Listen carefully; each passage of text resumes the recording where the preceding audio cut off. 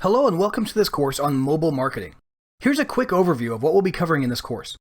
First, we'll discuss why mobile marketing is so important to your business, no matter what industry you're in. On mobile marketing. Next, we'll go over how to make your sites and pages more mobile friendly. First, we'll discuss why mobile marketing is so important to your business, no matter what industry you're in.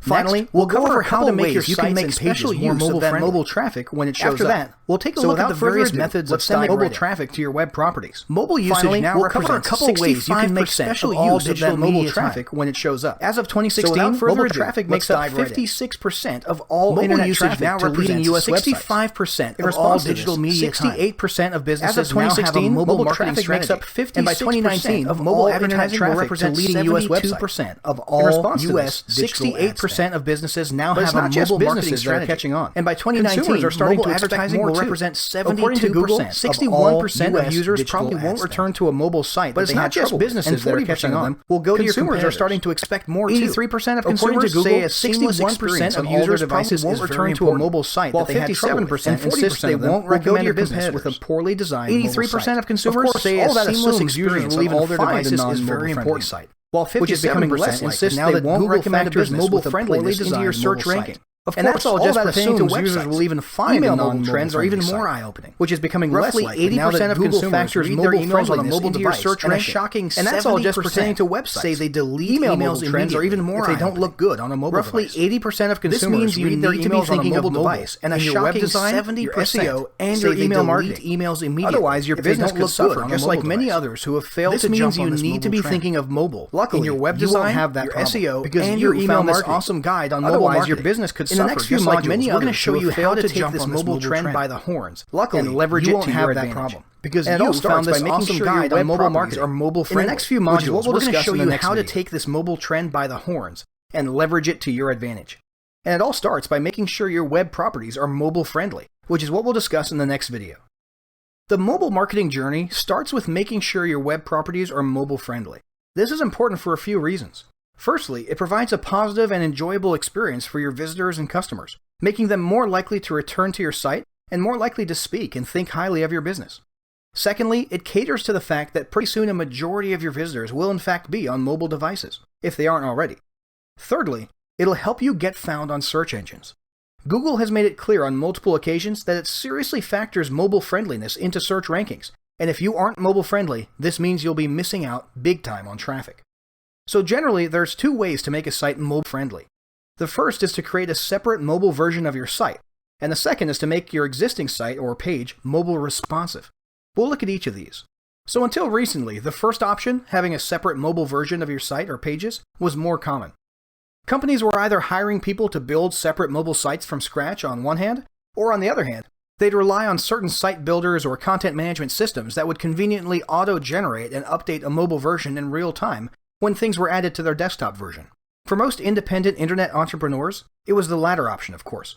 For example, on your desktop site, you could add a headline to your homepage, and then a button, and then a cool background photo, and then a new navigation option to a new page, and poof, the mobile version of your site would immediately have an easily visible version of that headline, an easily tappable version of that button, and in the case of the photo, it would either shrink it and place it above or below your other elements, or it would leave it as a background, but it wouldn't really look right on vertically held devices, or simply hide the image on the mobile version altogether. As for the navigation option that was added, it would be added to a special mobile drop-down menu. Examples of the website builders or CMSs that did this, and maybe still do, are Weebly, Wix, and many others. So that basically worked out okay, but there were a few problems. In many cases, not all the functionality would be available on the mobile version of the site. Entire buttons, options, and elements would be missing either because the designers wanted to keep things minimalistic, or because the mobile web building platform they used didn't allow certain things. Many users didn't like this and made a habit of going straight to the bottom of any mobile page they found and looking for a desktop version link so they could simply enjoy the desktop version by pinching and zooming on their device. The other problem from a designer perspective was that it was difficult to fully translate the business's brand image and feel, and the full force of the desktop website presentation, like that stunning background image, onto these clunky, bulky, narrow mobile versions. Also, there were some problems with handling the ever-increasing number of mobile devices, from phones to tablets with varying screen sizes. For example, you might have people on full tablets getting stuck on weird, stretched-out mobile versions of sites on one hand, while other people with mini tablets might find themselves on the full desktop version of some sites. Adding the proper scripts to properly identify incoming traffic devices and redirect them to the appropriate version of the site simply became a pain in the neck. And this was complicated even more by the fact that many users had different preferences. Maybe the mini tablet owner did in fact prefer to pinch and zoom on the desktop versions. Maybe the elderly full tablet user who didn't always have his or her reading glasses handy preferred the larger, bulky, minimalist layout of the mobile site stretched to fit the full tablet's biggish screen. Point is, there was no way to make everybody happy, and few options for flexible multi-device friendliness. Then, along came responsive web design. So the question was this: rather than have two versions of a site and struggle to please the vast numbers of new screen sizes and devices, what if you could have just one version of your site that could then magically shrink and adjust in direct response to the size of the screen that it was being viewed on?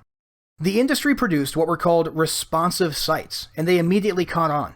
Depending on what type of CMS you use today, the mobile responsiveness might vary. An ideal responsive site will do the following. Headlines, paragraphs, and text in general will have their font size and layout adjusted to look perfect on any screen and fill it from left to right. Background images, depending on the settings chosen, such as centered versus stretched, will adjust themselves appropriately to be reasonably visible on all devices. Image elements will shrink to fill the screen from left to right. Other elements like buttons or product images that may be arranged in a left-to-right multi-row matrix or grid on a desktop site are rearranged to be stacked on top of each other in a way that fits any mobile device. For example, if you have 12 product images, each with a buy button below it, arranged in 3 rows of 4 images, then on a mini tablet, those rows might be adjusted to 6 rows of 2 images. And on a smartphone, they might become a single column of one stacked on top of the other, while keeping their original left-to-right sequence or order and keeping the respective buy button under each image. And all this happened automatically on the same site with no effort required on the website owner's part. Get the picture? Now you see why responsive caught on so quickly, right? Now, responsive design isn't without its own cons and kinks, and some businesses still find that a separate mobile site still works better. So definitely sit down and determine which route is best for your business. Bottom line, look at your various options out there and come up with a plan to get your websites and landing pages mobile-friendly ASAP.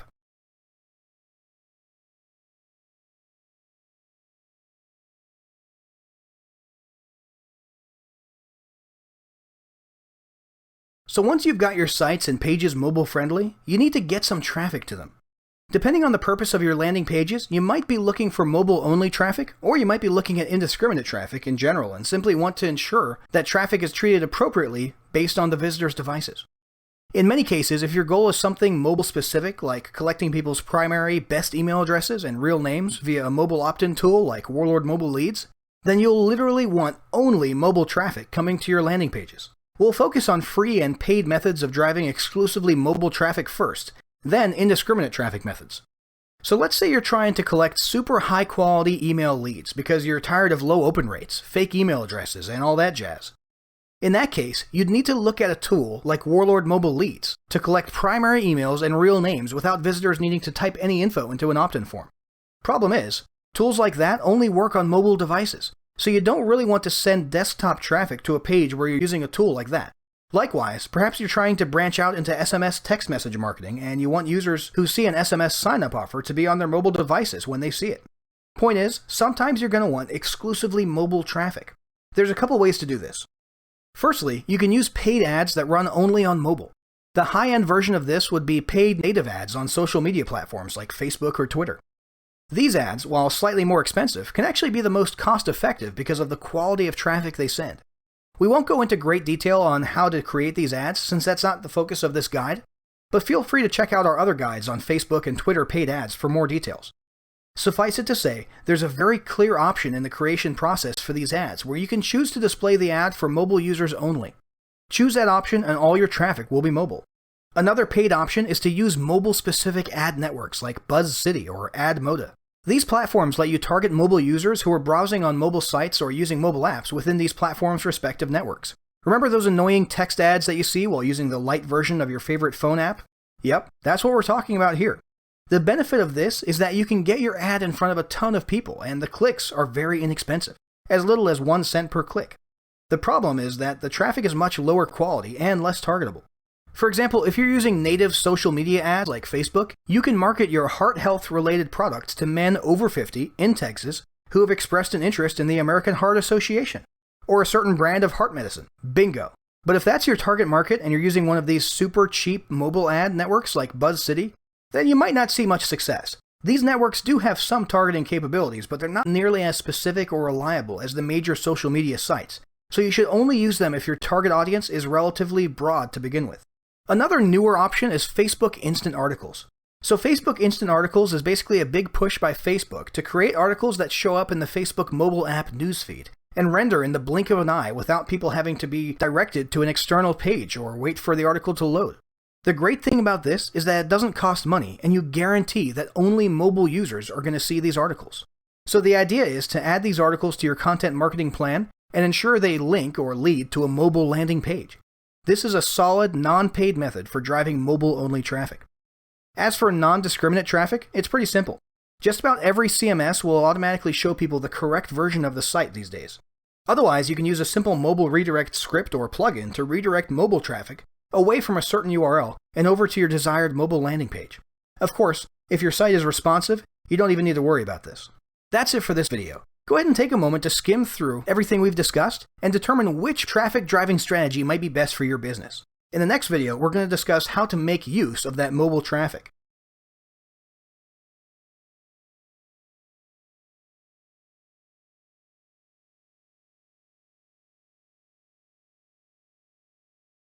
After you've got some mobile traffic coming your way, you might be inclined to make specific use of it. Now, the first general use of mobile traffic is more or less passive. That is, you get a good SEO boost from having a mobile site which has mobile traffic coming to it and staying on it because they enjoy it, rather than bouncing away within seconds because it's not mobile friendly, which hurts your SEO. The second use of having mobile traffic coming to a mobile friendly page is simply a positive brand image. Having an attractive mobile site reflects well on your business, makes people more likely to return, and makes them more likely to speak highly of you and share your business. This, of course, results in other things like mobile users clicking on your phone number to call your business or finding your opt-in forms or order buttons. But there's another, much more practical and specific way to make use of mobile traffic that hardly anyone talks about. And the reason nobody's talking about it is because it's brand new. This is literally a brand new state-of-the-art concept that was just introduced around early 2016. And it's still not very well known by most marketers. You see, it can be advantageous knowing what device people are on when they view your properties because of the different ways you can leverage those devices. Did you know that if a person's mobile device is prompted to send or prepare an outgoing email, by default, that email will come from whichever email account they designated as their primary email in their phone settings? This is a mobile-specific concept. Well, if you have mobile traffic, you can use a tool like Warlord Mobile Leads to actually create a little opt-in button that, when tapped, creates a pre-filled outgoing email with your choice of subject and body text, such as "please send me the free report" or something like that. And when the user hits send, that primary email address is added to your email marketing or autoresponder mailing list, along with their real name. Now, I'll give you a moment to rub your eyes and make sure you just read that correctly.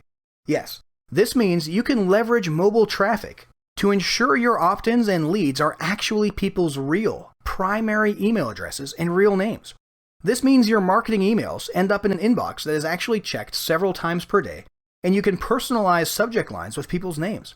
Now, that personalization has already been shown by itself to increase open rates by 29% and increase the profitability of your email campaigns by 73%, while the overall effect of collecting primary email addresses and real names together via Warlord Mobile Leads has been shown to increase open rates by a whopping 533%. And no, that's not a typo.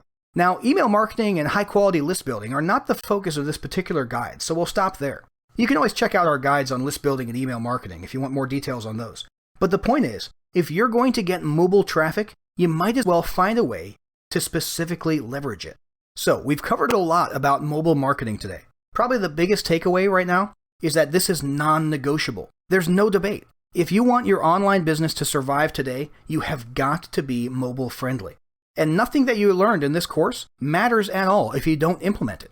So, to that end, let's set up a quick 3-step battle plan. Step 1, pick a content management system or use your current one and ensure your site and pages look great on mobile. Step 2, choose one or more methods for driving mobile traffic to your properties. We suggest you spend a small amount of money experimenting with a few different paid ad options. Step 3, leverage that traffic by using mobile-specific tools like Warlord Mobile Leads to build a high-quality, high-open-rate email marketing list.